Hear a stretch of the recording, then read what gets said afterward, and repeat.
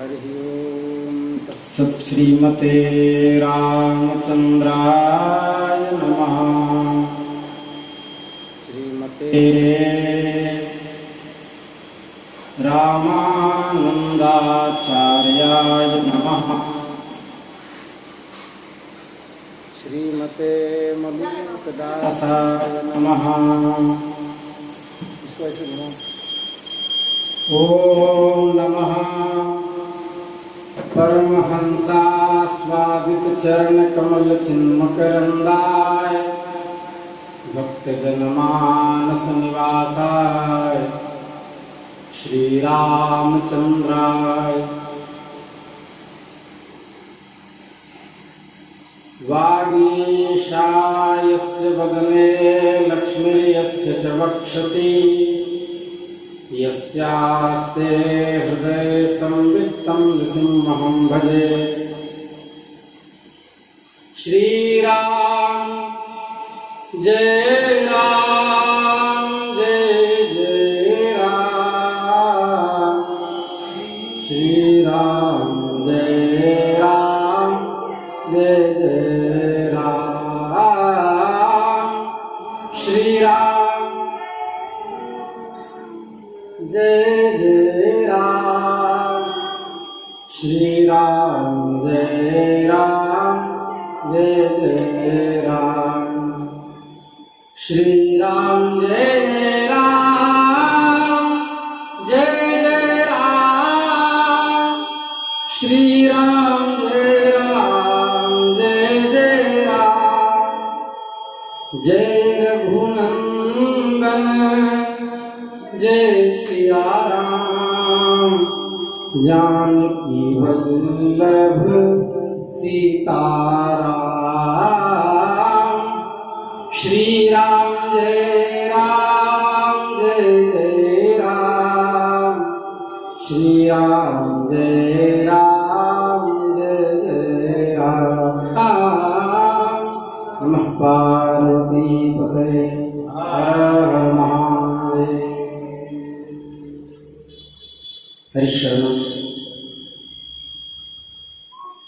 भक्त वांछा कल्पतरु अनंत कल्याण गुणगण निलय परात्पर प्रब्रह्म भगवान श्री हरि की महती कृपा करुणा से हम आप सब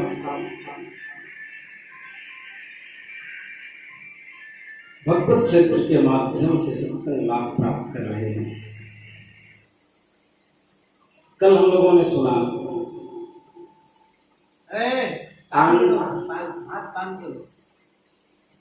आंगीरस नामक यज्ञ कर रहे ब्राह्मणों ने ग्वाल वालों को शाक भात नहीं दिया भूख लगने के बाद भी। तब श्री कृष्ण ने कहा कि ब्राह्मण पत्नियों से मांगो।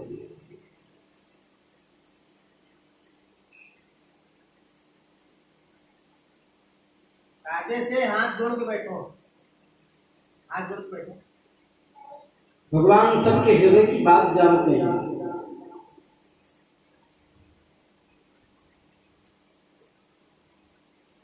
जैसे ही ब्राह्मण पत्नियों से कहा कि श्री कृष्ण और बलराम भूखे हैं, हम लोग भी भूखे हैं, उन्होंने हमें भिक्षा के लिए भेजा है। ब्राह्मण पत्नियां दौड़ पड़ी, थाली में जो कुछ था लेके दौड़ पड़ी। श्यामं हिरण्य परिधिम भगवान का स्वरूप देखा। वनमाल्य भरः धातु प्रवाल नटवेश मनुव्रतांसे विन्यस्तहस्तमितरेण धुनानमब्जम् कर्णोत्पलालकपोलमुखाब्जहासम्। उनके सामने शरीर पर सुनहला पीताम्बर झिलमिला रहा था। गले में वनमाला लटक रही थी। मस्तक पर मोर पंख का मुकुट था। अंग अंग में रंगीन धातुओं से चित्रकारी कर रखी है। नए नए कपोलों के गुच्छे शरीर में लगाकर नट का सा वेश बना रखा था।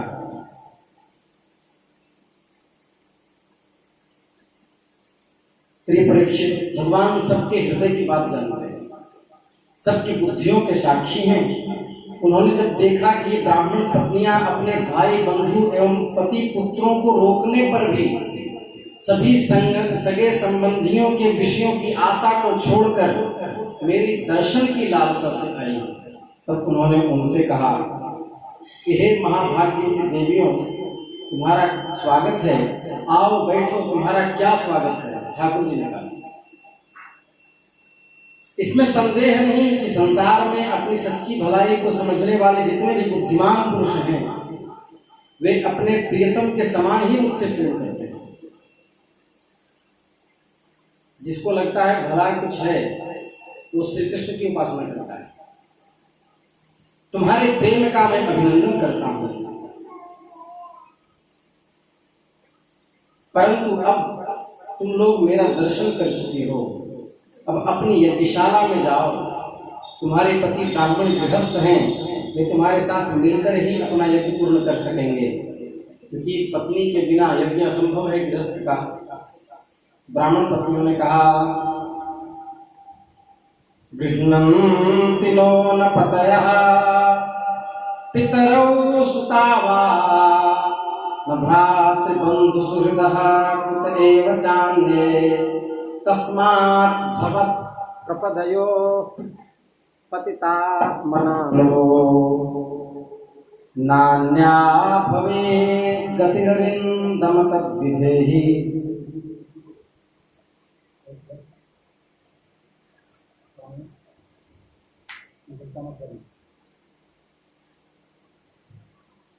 अंतर्यामी श्याम सुंदर, आपकी यह बात निष्ठुरता से पूर्ण है।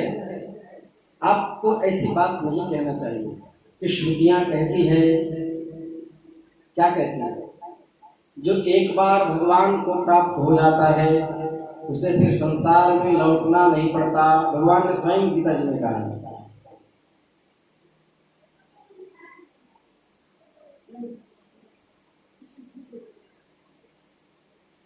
कहा, यद गत्वा न निवर्तन्ते तद्धाम परमं मम। जहां जाने के बाद दोबारा नहीं आना पड़ता, वह परम धाम हमारा है।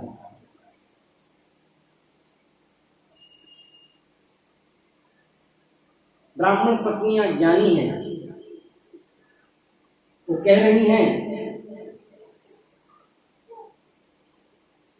आप अपनी यह वेदवाणी सत्य कीजिए, हम अपने समस्त सगे संबंधियों की आज्ञा का उल्लंघन करके आपके चरणों में इसलिए आई हैं कि आपके चरणों से गिरी हुई तुलसी की माला अपने केशों में धारण कर सके, अर्थात मुझे गोपी स्वरूप दीजिए। हमें दूसरे शरण में न जाना पड़े, ऐसी व्यवस्था कीजिए। भगवान श्री कृष्ण ने कहा, पतयो नाभ्यसूयेरन् पितृभ्रातृसुतादयः लोकाश्च वो मयोपेता देवा अप्यनुमन्वते। देवियों, तुम्हारे पति पुत्र माता पिता भाई बंधु कोई भी दूसरा तिरस्कार नहीं करेंगे। तुम्हें डर है कि घर जाऊंगी तो मेरा तिरस्कार होगा, क्योंकि मैं तुम्हारे पास आई हूँ। उनकी तो बात थी क्या, सारा संसार तुम्हारा सम्मान करेगा। यही तो बात है। यज्ञ पत्नियों की कथा महापुराण में आ गई। ये भगवान की महिमा है। इसका कारण है कि तुम मेरी हो गई हो, मुझसे युक्त हो गई है। देखो कि देवता भी आकाश से तेरी बातों का अनुमोदन कर रहे हैं।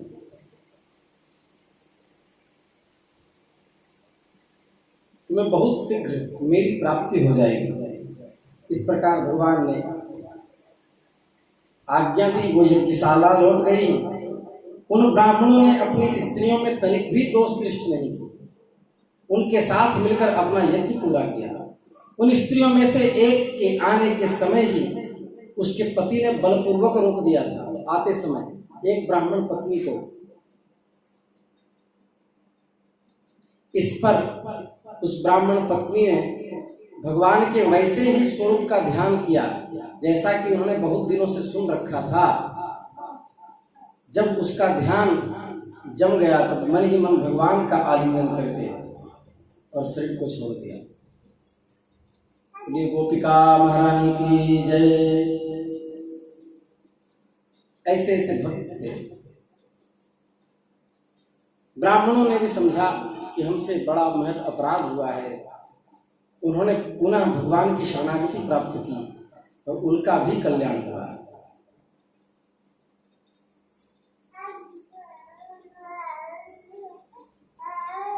इंद्र यज्ञ का निवारण। परीक्षित भगवान श्री कृष्ण बलराम जी के साथ वृंदावन में रहकर अनेकों प्रकार की लीलाएं करते थे। एक दिन देखा कि वहां के सब गोप इंद्र की उपासना करते हुए इंद्र की यज्ञ कर रहे थे। भगवान श्री कृष्ण सबके अंतर्यामी सर्वज्ञ हैं, उनसे कोई बात नहीं छिपी थी, वे सब जानते थे।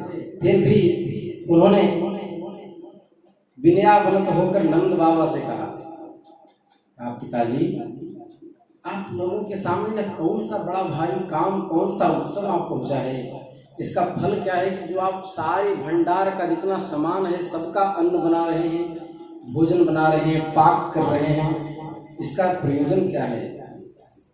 पिताजी, ये संसारी मनुष्य समझे बेसमझे अनेकों प्रकार के कर्मों का अनुष्ठान करता है। उनमें से समझ बूझकर करने वाले पुरुषों को कर्म जैसे सफल होते हैं, वे समझे के नहीं होते। मनमाना ढंग से कोई भी अनुष्ठान नहीं करना चाहिए। गीता जी में लिखा है, ये शास्त्र विधि मुत्सृज्य वर्तते कामकारतः न सिद्धिम अवाप्नोति न सुखम न परां गतिम। जो शास्त्र विधि को छोड़कर मनमाने ढंग से आचरण करता है धर्म का, उसको न सिद्धि मिलती है, न सुख और न परलोक में गति मिलती है। वो केवल व्यर्थ श्रम ही करता है। पानी ठंडा, व्यर्थ श्रम ही करता है। नंद बाबा ने कहा, बेटा,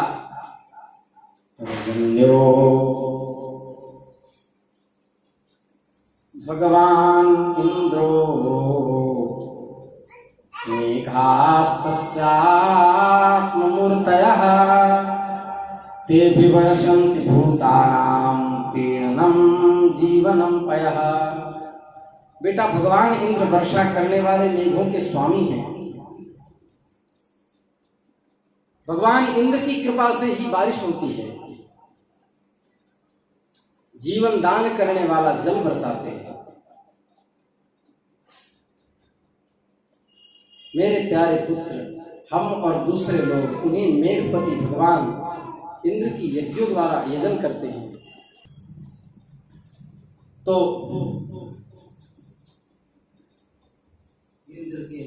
परजन्यादन्न संभव, वर्षा से ही अन्न उत्पन्न होता है और उस वर्षा के स्वामी इंद्र हैं। इसलिए उन बिडौजा पाक शासन इंद्र की हम लोग सेवा करते हैं। हम सब मनुष्य अर्थ, धर्म और काम रूप त्रिवर्ग की सिद्धि के लिए अपना जीवन निर्वाह करते हैं। मनुष्यों के खेती आदि प्रयत्नों को फल देने वाले इंद्र ही हैं। इसलिए हम लोग इंद्र यज्ञ कर रहे हैं। श्री ठाकुर जी ने कहा, उनको तो इंद्र का अहंकार चूर करना था। ठाकुर जी ने कहा, कर्मणा जायते जंतुः कर्मणैव विलीयते, सुखम दुखम भयम क्षेमम कर्मणैवाभिपद्यते। पिताजी, प्राणी अपने कर्म के अनुसार ही पैदा होता है और कर्म से ही मर जाता है। उसे उसके कर्म के अनुसार ही सुख दुख भय और मंगल के निमित्तों की प्राप्ति होती है। यदि कर्मों को ही सब कुछ न मानकर उनकी भिन्न जीवों के कर्म फल देने वाला ईश्वर माना भी जाए तो कर्म करने वालों को ही कर्म का फल मिले, जो कर्म नहीं करता उसे कोई फल न मिले। फिर पाप क्यों? कर्म ही सब प्रधान है।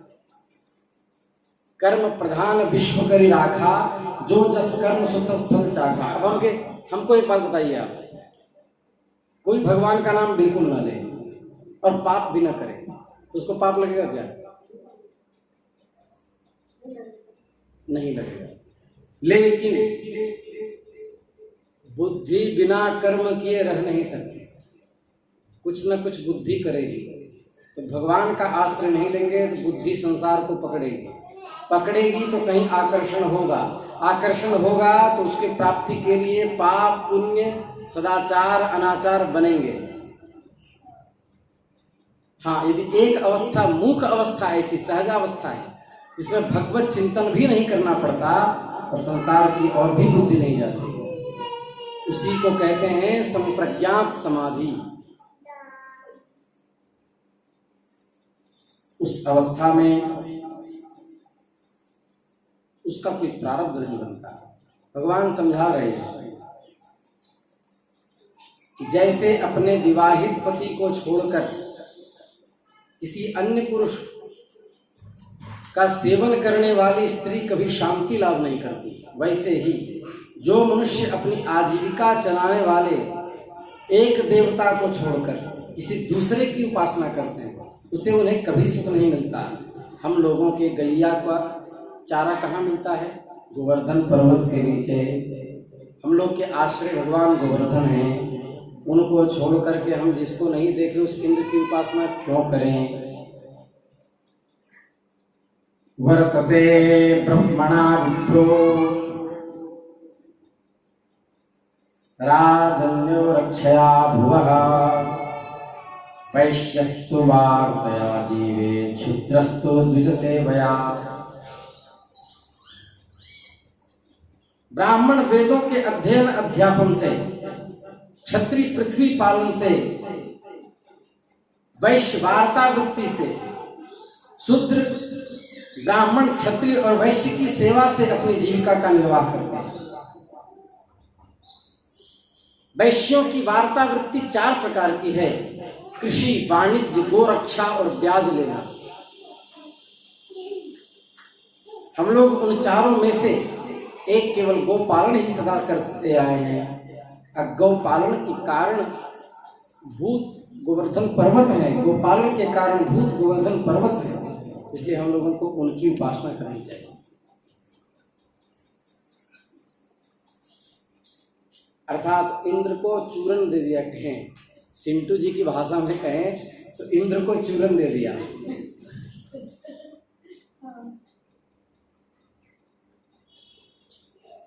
इसके बाद पिताजी न तो हमारे पास किसी देश का राज्य है, न तो बड़े बड़े नगर ही हमारे अधीन है, हमारे पास गांव या घर भी नहीं, हम तो सदा के वनवासी और वन पहाड़ ही हमारे घर हैं। इसलिए हम लोग गौओं, ब्राह्मणों और गिरिराज का यजन करने की तैयारी करें। ब्राह्मणों की उपासना करें, गौ की उपासना करें और गिरिराज की उपासना करें। अनेक प्रकार के पकवान, खीर, हलवा, पूरी आदि से लेकर मूंग की दाल बनाई। कहीं पर रोटी नहीं लिखा, रोटी अंग्रेजों का भोजन है। रोटी विश्वामित्र की सृष्टि है।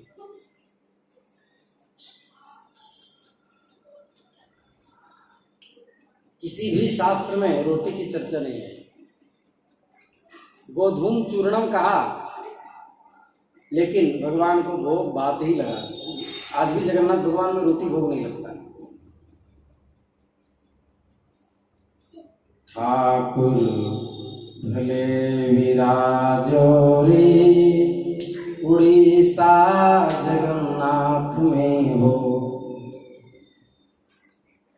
उड़िया मांगे खिचड़ी, बंगाली मांगे भात, संत जनन तेरे दर्शन मांगे और महाप्रसाद। ठाकुर भले विराजोरी उड़ीसा जगन्नाथ में हो। इसके बाद कहा कि अन्न जो बनेगा उससे ब्राह्मणों का यजन करें, गौओं का यजन करें। उसके बाद चांडाल, पतित और कुत्तों तक को यथा योग्य वस्तु में देकर गायों को चारा दिया जाए, फिर गिरिराज जी को भोग लगाया जाए।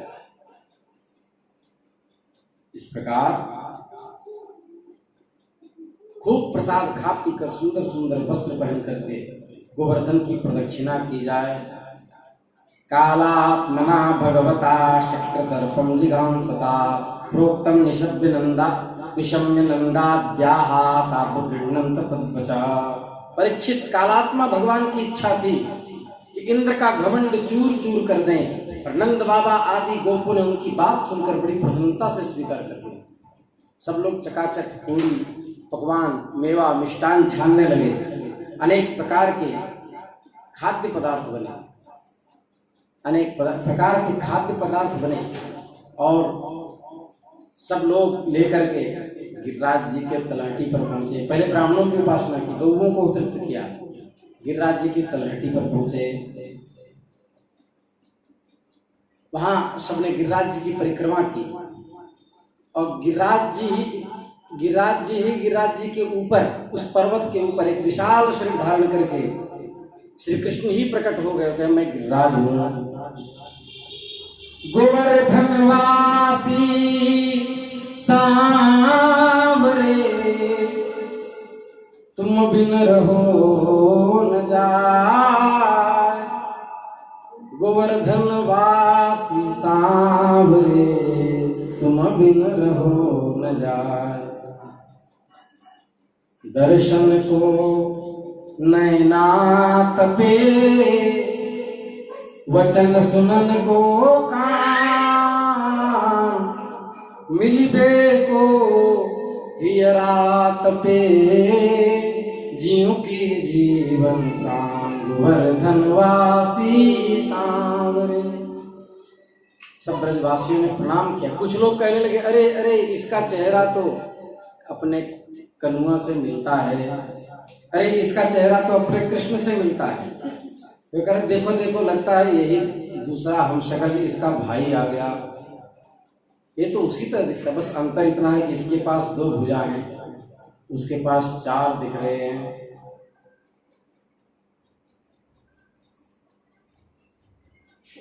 जो नारायण के उपासक थे उनको 4 भुजा दिख रहे थे, जो नंदनंदन के उपासक थे उनको 2 भुजा दिख रहे थे, और किसी किसी को केवल, जो भोजन भट्ट थे उनको भगवान का केवल मुख दिखाई दे रहा है।